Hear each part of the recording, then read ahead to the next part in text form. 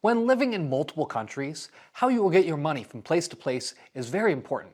We trust Spartan FX for all large currency transfers. We stayed long enough to not be impressed. We thought we just needed to pick the prettiest town or the best tax incentive. We were wrong. It felt practical. When you're staring at a decision this big, where to build your next chapter of your life, you reach for the things that seem measurable. Cost, taxes, even beauty. Italy, on paper, looks unbeatable. Centuries of culture layered into everyday life, food that turns a regular Tuesday into an event, and then that number everyone keeps whispering about, 7%. A flat tax for 10 years on foreign income. It sounds almost irresponsible not to look. By the time Italy entered our thinking, we weren't beginners. We had already done the thing most people only talk about. We had left the United States, crossed an ocean, and rebuilt a life in Europe. In our case, Portugal, the darling of American retirees at the time we moved. And Portugal has taught us something. No spreadsheet ever could, and we love spreadsheets. Where you live your life changes how your days feel.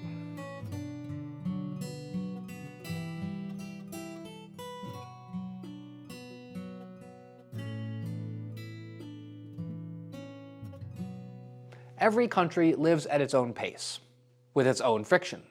Portugal had given us ease. Predictable expenses, far more manageable bureaucracy than expected, and a gentleness that made daily life feel livable. So Italy, the country we hadn't chosen, fell to the side. But we didn't dismiss it. We had chosen to trust the fantasy elsewhere. And now, with Italy back in favor, we wonder what we missed. Everyone can imagine Italy. On the short list, they imagine beautiful architecture weathering the passage of time,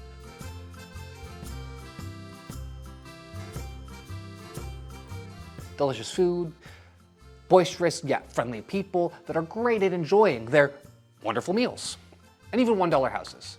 From a distance, it seems like the place to be. So instead of guessing, we decided to test it. We gave Italy 6 full weeks. We made the swing through southwestern Italy and Sicily. We certainly hit the tourist highlights, but it wasn't a vacation. This was 6 weeks of living. Driving rental cars to go on to grocery runs, trying apartments in each town along our trip, getting a feel for the quality of life available, where we could sit to rest, how it would be to work, online of course. Real life. We weren't so much chasing sunsets as we were living and noticing the beautiful sunset as we made our way back from an evening run to the store to get the pecorino we forgot. I have to say, our arrival in Naples was interesting. We started the trip without a rental car, which absolutely was the right idea. Because riding into town in the taxi made driving in the inner city just seem nightmarish. But that night we settled in, walked through the narrow, history-filled streets, and ate an array of delicious Italian food. It was perfect. I mean, we ate too much, and it was raining, but it was a great introduction. With just this first little bit, the nuances of the culture and what life could be like here started to become clear. And we were left looking forward to the rest. A bigger city offers things that a smaller town won't. There are so many restaurants, street food, and it takes time to figure out which store has functional prices. That said, everything is there. It's the same story as with most big cities. And actually, on that note, it was really easy to get the day started in Italy. The whole trip, the coffee was excellent. Better than French coffee, about as good as Portuguese coffee. I really like Portuguese coffee. Finishing up our time in the big city, though, it left me eager to see what the smaller places would have on offer, as my whole family tends to like smaller places better. So we picked up a rental car and off we went.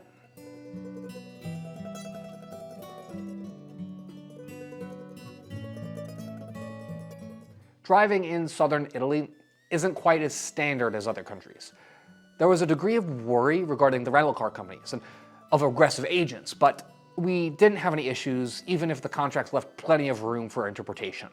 And because we'd used Discover cars, we were protected. The main oddity was the driving itself. Scooters would appear out of nowhere, inches from your door. Roads were narrow. Every errand required attention. My dad, who loves to drive anything challenging, truly hated it. Mostly because he hates lane splitting. That said, this first part of the trip saw us get most of our tourist bits done, driving to see the plethora of ancient sites from Herculaneum to Pompeii.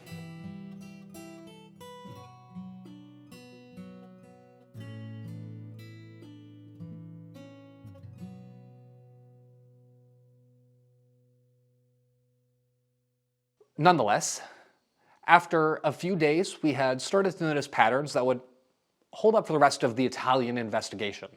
Housing is where the fantasy we have sold ourselves shows cracks. Online, everything looks romantic.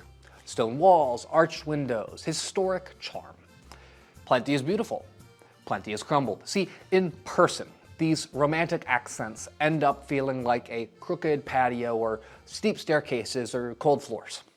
There could be moisture problems, and there would likely be high renovation costs at some point in your near future should you buy anything but a new build. And everything is just a bit more expensive than you thought. Now, don't get me wrong, there's genuine beauty in all of it, but we have learned some things in our time. In France, there was this town we fell in love with called Sarlat-la-Canéda. Pardon all of my pronunciations as I go through this. Sarlat-la-Canéda had this gorgeous old town with streets too narrow and old to be driven by powered vehicles. This prevented workmen from driving their vehicles to the buildings they were hired to renovate. As well as that, Sarlat-la-Canéda had building requirements to keep these gorgeous old buildings in a state matching their traditional architecture. This meant that there were strict rules on renovations, and costs were often higher in town than out of it by perhaps 20%. All of this is fine. If I want to live in a beautiful ancient town, I can expect that it would cost something to maintain that. Problem being, this required specific work. Italy tends to have a more difficult time acquiring workmen to show up for a renovation, since so much of the country is in bad condition, or the towns are too empty, or the workmen have higher paying jobs to do already. That said, the towns were truly beautiful. On the Sorrento coast, the views were breathtaking in a way that almost felt unfair. Capri floating in the distance, light bouncing off the water. We stayed in Taormina, part of the Massalubrense municipality, which technically qualifies for the 7% tax regime, with a population under 20,000. It was stunning, and approaching winter, it was sleepy in a way that bordered on empty. It felt like it was yours. It would truly fit the idea of what people imagine when they think of Italy. But all of that came with a price tag. Real estate there often runs €4,500 per square meter or more. You're not just buying a home, you're buying the idea of that view that you just saw. In Sicily, the lessons continued. We arrived by ferry into Palermo.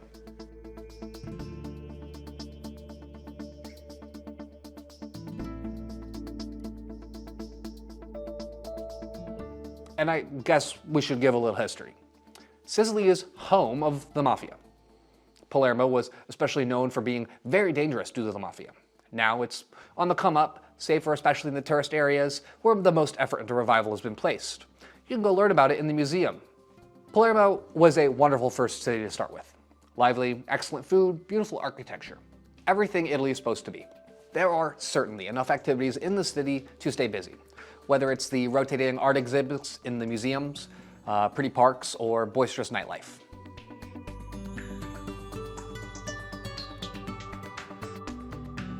Finding ourselves quickly to the end of our time in Palermo, we picked up our next rental car and headed out to Alcamo. Here, I should say, Sicily is beautiful.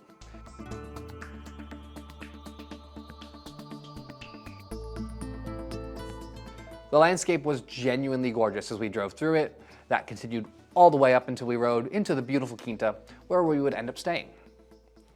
When you're out like this, you are going to enjoy more of the land and the beautiful ancient remnants of civilizations long past. We were nestled in orchards and vineyards, waking up to some of the most beautiful sunrises of our trip. There will be good walks to go on and a nice, slow pace of life to live. That said, there's absolutely still plenty of town to be had in Alcamo, with good Italian food available as always. On that note, we spent some time taking lessons at the Quinta we stayed at, how to make pasta in a Sicilian way. And as proud of my attempt at pasta as I was, the traditional Sicilian food the Quinta served us was truly exceptional, far better.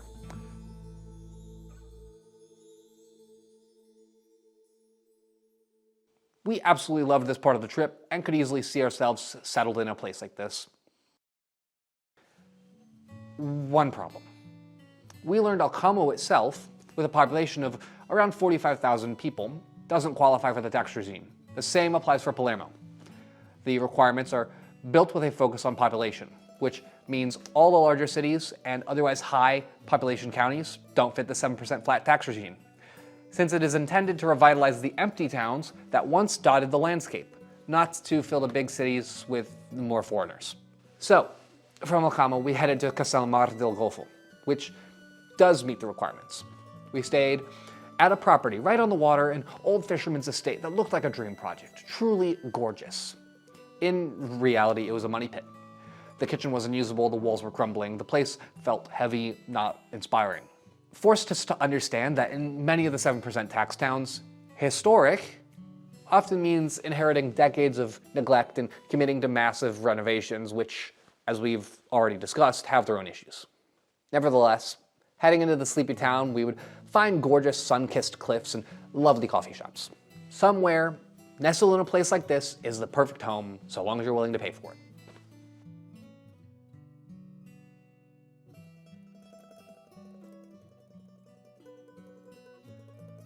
Cefalù was breathtaking. Medieval streets climbing straight up from the sea. A population under 14,000, so it qualifies for the tax regime. But daily life there would be physical. Parking was a constant challenge. Groceries meant hauling bags up steep, narrow streets. We encountered staircases, so skinny and steep, they should have come with warning labels. In fact, the place we stayed at had slick steps, no railing, and we were on the 3rd floor. My parents were nearly driven to scooting down the staircase on their butt just to go out for the day. Visiting did feel magical, but living there would be a bit hard. Taormina was beautiful in a different way. Famous, polished, and possibly picturesque. With a population just over 10,000, it qualifies on paper.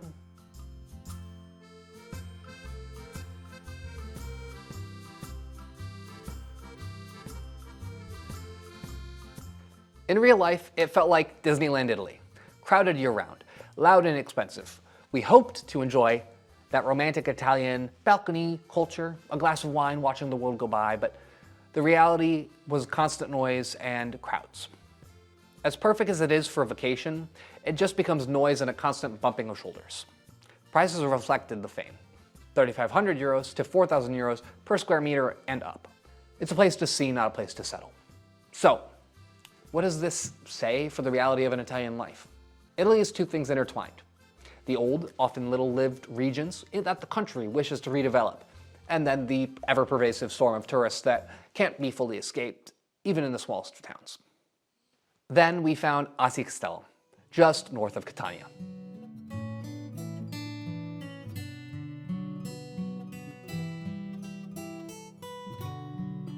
For once, all felt normal. Italians actually lived there. They worked, they argued about parking. We almost lost an argument with the parking meter itself. And bread is bought without fighting cruise ship crowds. The sea was still there, the castle still dramatic, and life wasn't demanding attention every second. The population sits just around 17,800, just under the eligibility line. Prices were far more reasonable, roughly 1,900 to 2,200 euro per square meter. If Italy was going to work for us, financially and emotionally, this was the kind of place where it can happen. Of course, there were tourists. It's an inevitability of Italy. However, they felt more manageable here. We could walk down the coast to the next town, enjoy the beach anywhere along the way, and eat good food in a plethora of restaurants. Even if, by the end of our trip, we've had enough pizza for a lifetime.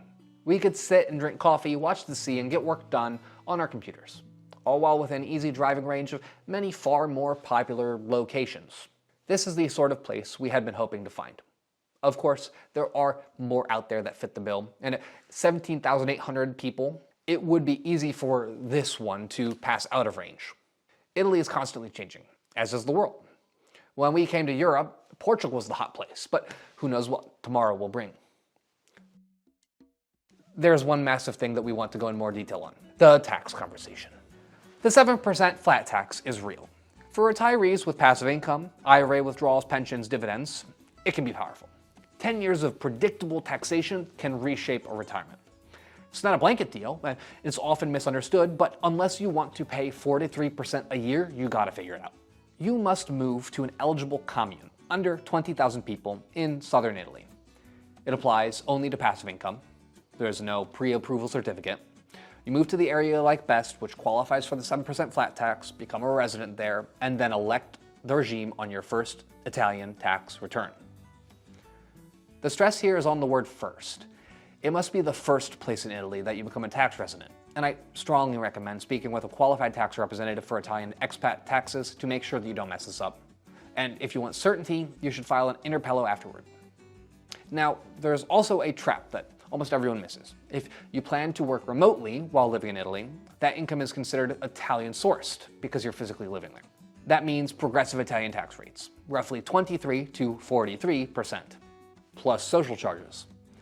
The 7% deal is a retiree's game, not a digital nomad's shortcut. As Americans, there's another layer you never escape. Worldwide taxation follows you everywhere. Italy doesn't replace Uncle Sam, it just joins him. Powwows alongside. The relief comes from the treaty. Italy's agreement with the United States treats Social Security differently than Portugal's. In Italy, U.S. Social Security is generally taxed only by the U.S., zero to Italy. In Portugal, without NHR, Social Security is added to your income and often taxed at progressive rates, 26 to 28% or more. That difference matters. Quickly to cut in here, but between all of the boring tax information, here's some more boring details. Utilities shocked us. Electricity and gas ran 30 to 40% higher than Portugal. Bureaucracy demanded time, patience, and acceptance. Nothing felt impossible, but nothing was easy. Now, we've spoken to retirees, but what if you were younger, like me? What if you were a digital nomad? Italy has just introduced its digital nomad visa. For the first time, I could realistically move to Italy. On paper, it looked promising. Italy's impatriate regime could cut taxable income by 50% for several years. Then there's the reality check. Italian Social Security contributions, INPS, run around 26%. That eats into the benefit quickly. Once again, Italy offered opportunity paired with friction. Every path had a cost, every benefit came with a trade-off. By the end of 6 weeks, we weren't asking ourselves whether Italy was better than Portugal. That question stopped making sense. We were asking something a little simpler, a bit more honest. Who is Italy right for? For someone patient, adaptable, willing to accept friction in exchange for depth, Italy can be extraordinary. For someone who values ease, predictability, and gentleness in daily life, it can be extraordinary, but no journey this big should be embarked without some planning and understanding.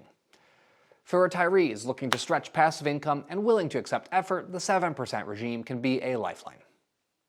Now for us, Italy became a place we love deeply, a place we will return to, a place we respect too much to rush into blindly. And that's the real lesson of building an it'll be fun life. You don't chase the prettiest town, you don't chase the headline tax rate.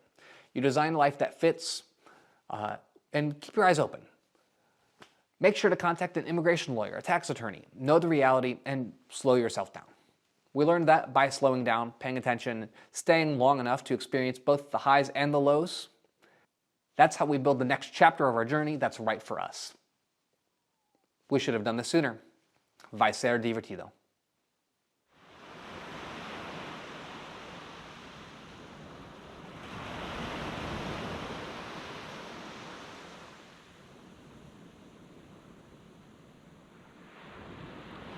Right for someone patient, adaptable, willing to accept friction in exchange for depth. For depth, there's a P there, not an A.